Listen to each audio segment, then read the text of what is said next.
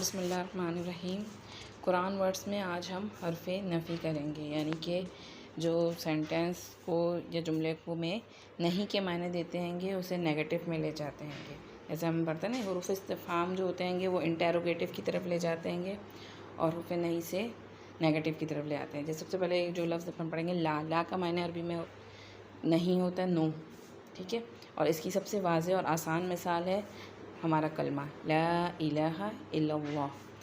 ला इलाहा नहीं कोई इलाह, इल्ला मगर या सिवाय अल्लाह अल्लाह के। There is no god but Allah. तो ला का मीन्स क्या हो गया, नहीं या नो। और इसी तरह दूसरा एक लफ्ज़ है लम। ये बहुत ज़्यादा कुरान मजीद में इस्तेमाल होने वाले हरफ़ नफ़ी हैं। लम का मायना होता है ना था, डिड नॉट, लेकिन ये ना है के मायने में भी इस्तेमाल होता है। लम का जनरली मायना जो है वो ना था है, यानी माजी के उसमें आता है। लेकिन जब ये याद रखें कुरान मजीद में एक कायदा के कुछ अल्फाज जब अल्लाह ताला के लिए इस्तेमाल होंगे तो अल्लाह ताला की ज़ात के लिए तमाम ज़माने की कैद से आज़ाद होंगे, क्योंकि अल्लाह ताला की ज़ात हमेशा से है और हमेशा रहेगी।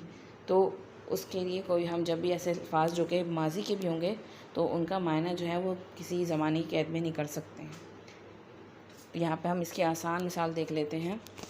सूरह इखलास की आयत लम यलिद वलम यूलद। लम ना है, यलिद उसकी कोई औलाद, वलम और ना है, यूलद वो किसी की औलाद, यानी अल्लाह ताला की ना कोई औलाद है और ना ही अल्लाह ताला किसी की औलाद है। तो ये दो लफ्ज़ हैं जो आज हमने सीखे हैं। इंशाल्लाह आहिस्ता आहिस्ता करके मज़ीद अल्फाज सीखेंगे हरफ़ नफ़ी के। ला जो है उसका माने नो या नहीं, और लम जो है उसका माने डिड नॉट ना था, या जहाँ कहीं पे भी अल्लाह ताला की ज़ात के लिए इस्तेमाल होता है तो ना है भी इस्तेमाल हो सकता है।